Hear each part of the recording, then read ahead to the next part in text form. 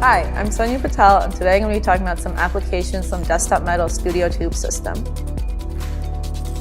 Because of the versatility of 3D printing, you're able to print different geometries with the same machine, and this is super beneficial for industries like oil and gas, where you can create different nozzle types.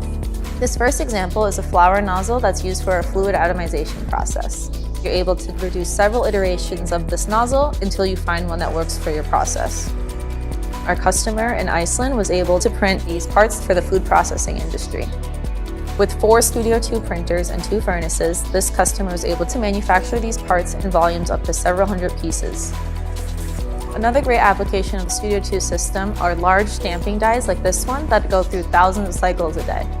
The designers were able to print and then heat treat this part and get their production lines up and running much faster.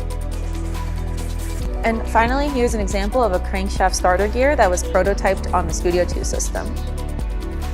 The Studio 2 system is a great printer for metal prototyping and also for low volume production. To learn more, visit desktopmetal.com.